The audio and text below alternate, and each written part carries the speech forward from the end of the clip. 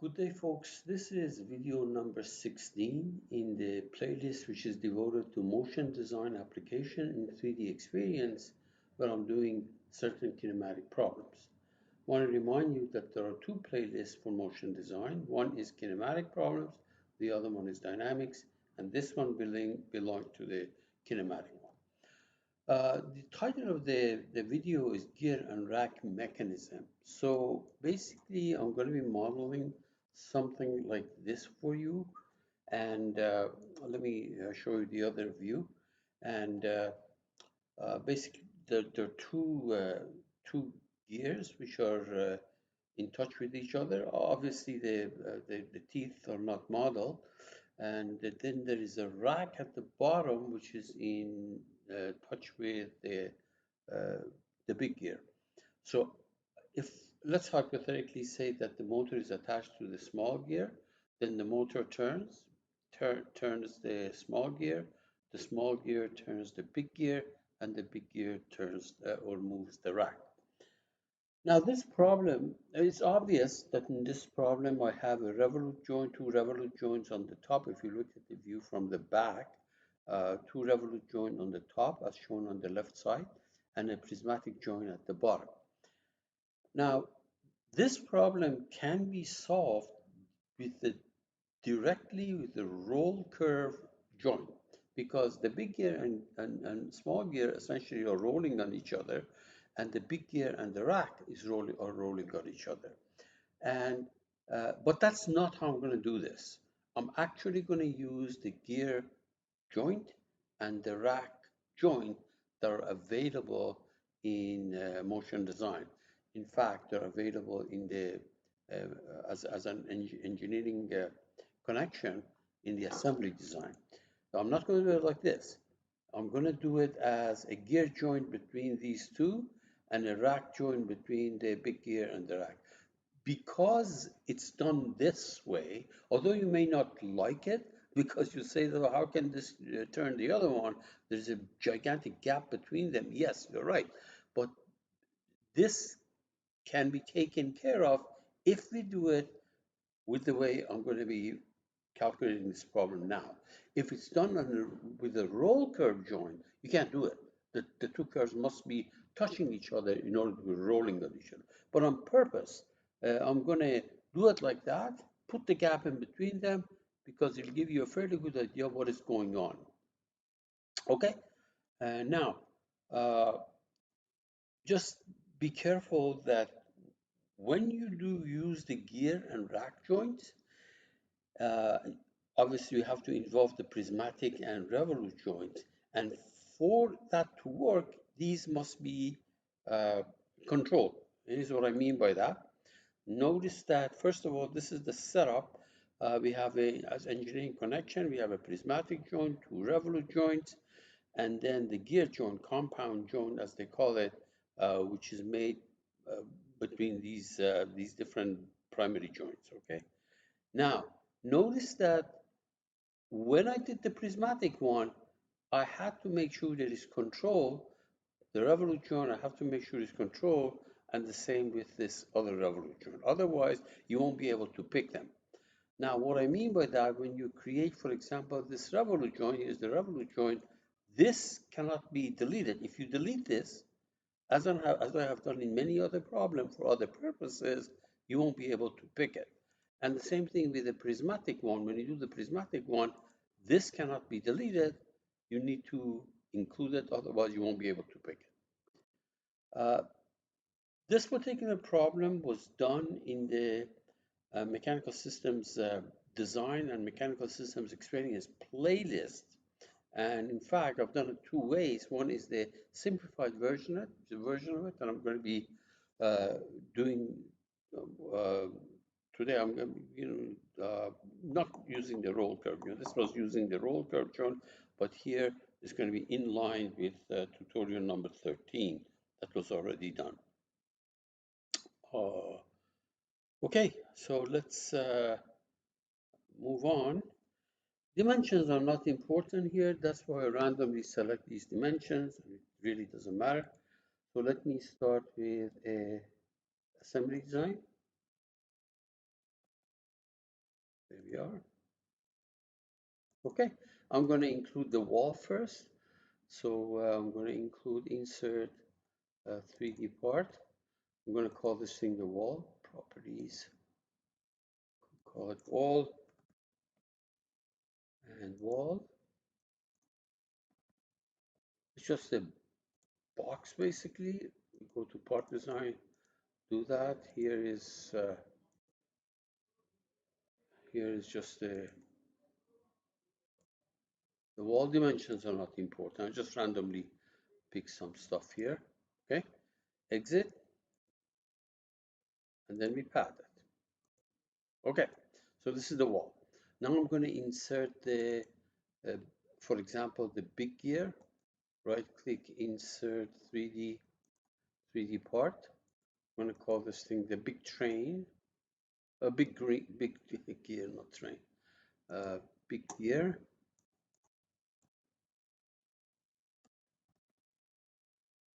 Big gear.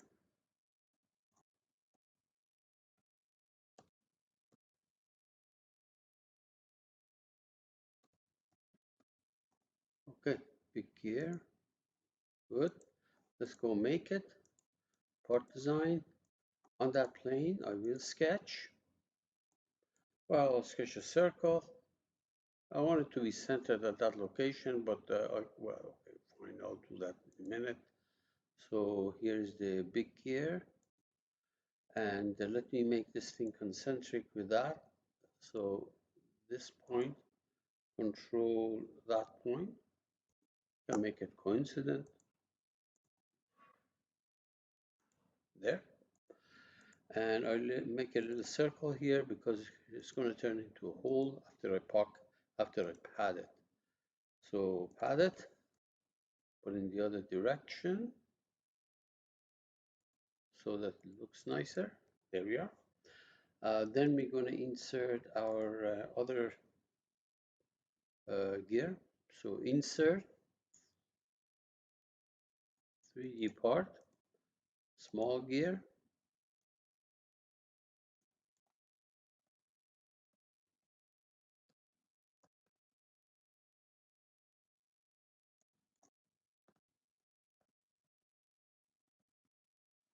Let's go make it.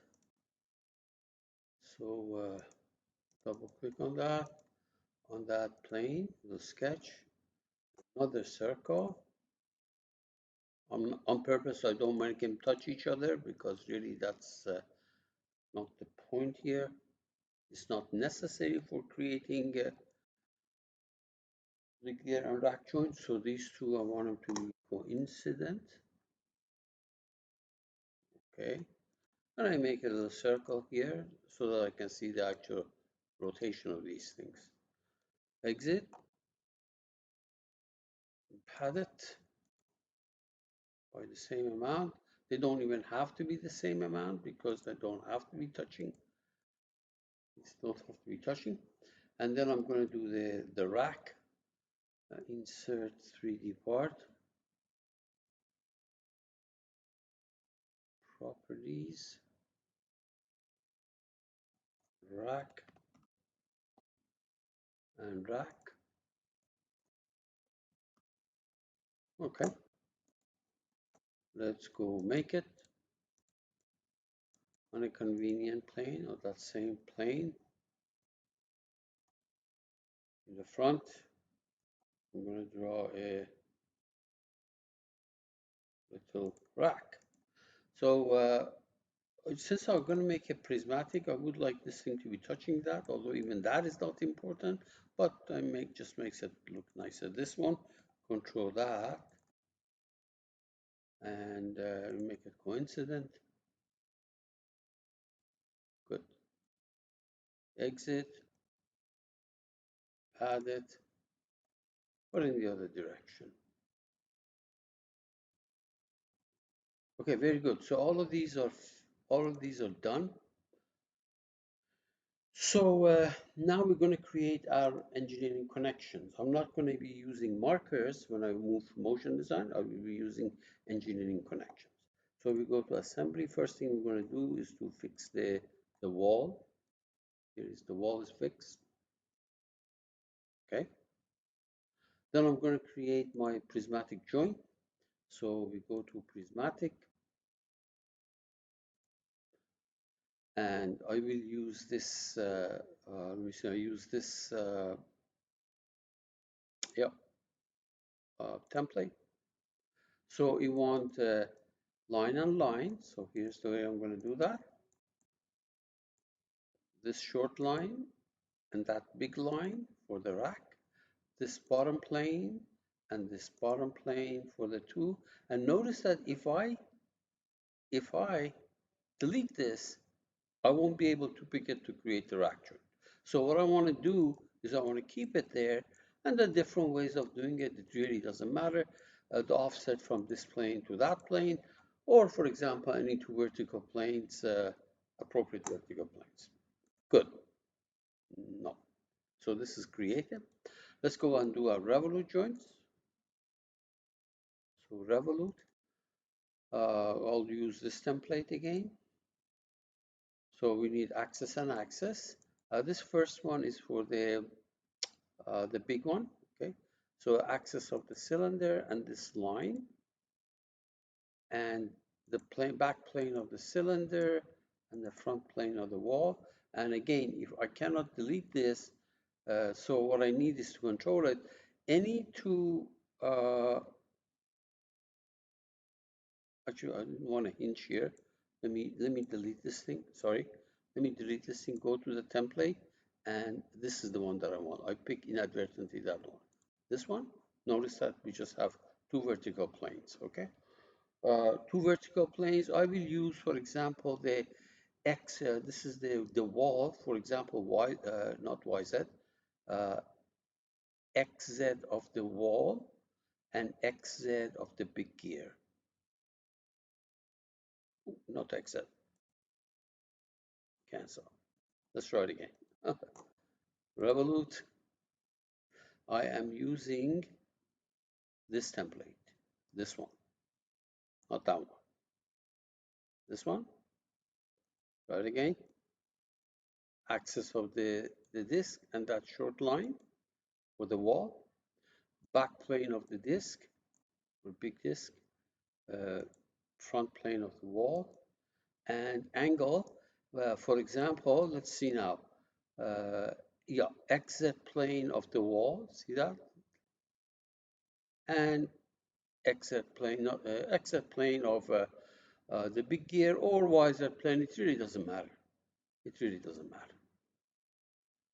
Okay, very good. And then we say okay. And we do another one for this other revolute joint. So another revolute.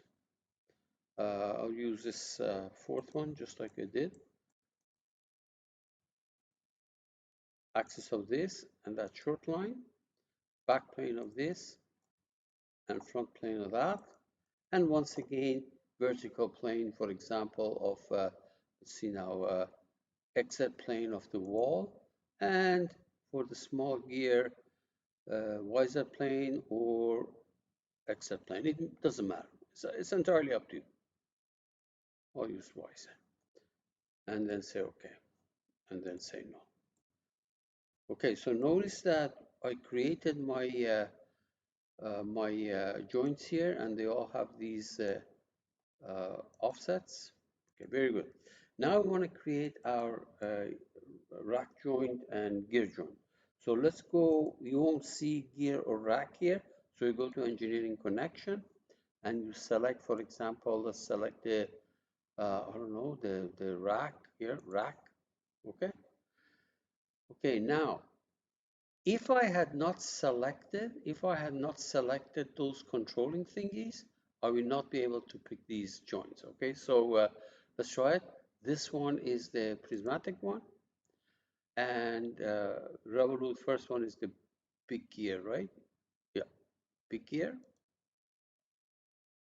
Now, the ratio, you have to see there is this ratio says 1 and 1. So for every one turn of this will advance 1 unit. But if I want to know exactly what's done, calculate the ratio, you select it, and then you select the circle.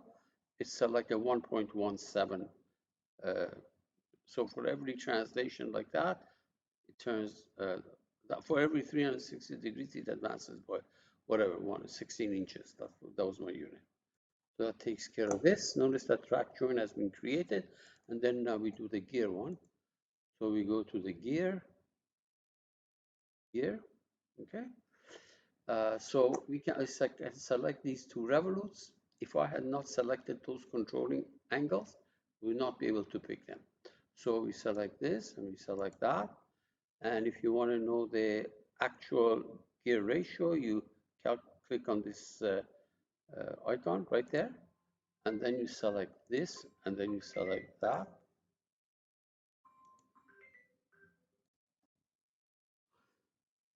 Okay, so yeah, so what does this mean for every so many degrees of one of the gears, the other one turns by that much, and then we say okay.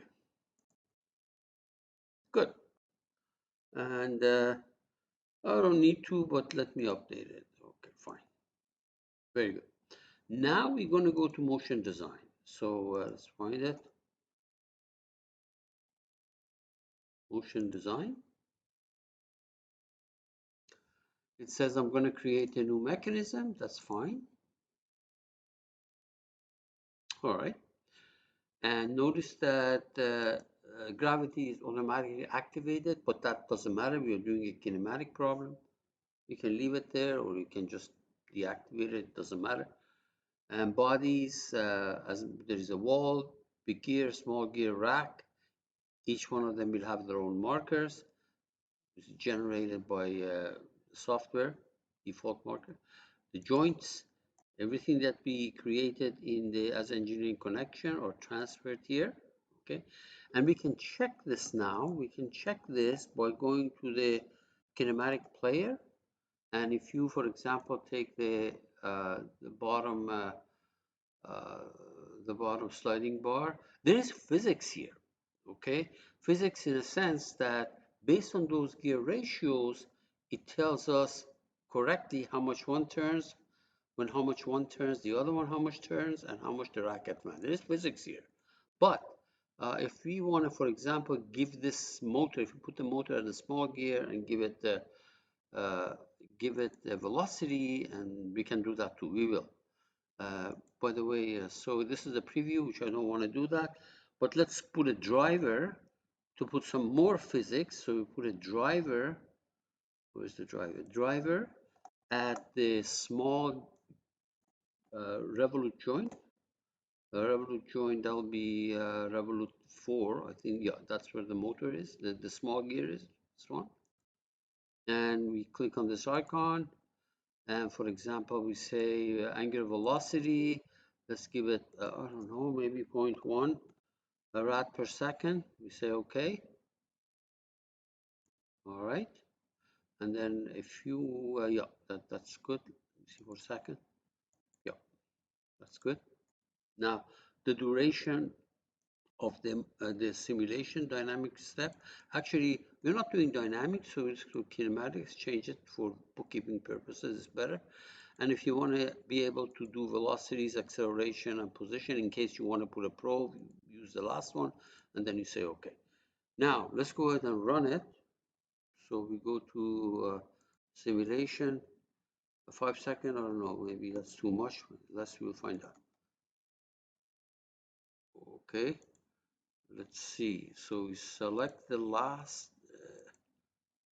the step, kinematic step result, and we go to result, and here's the animation. Let's see how fast it goes. Yeah, okay, that's good. There's physics now here. Okay, and yeah, you can plot stuff. For example, you can plot the velocity of the rack, as a function. That'll be in the y direction or magnitude, either one. Obviously, it's going to be constant. Velocity of the rack is going to be constant, and it has to do with that dimension, the dimension of the radius of the big gear, which is calculated, is factored into the ratio. But anyway, there is physics here, and we have done the problem. All right, folks. Good luck.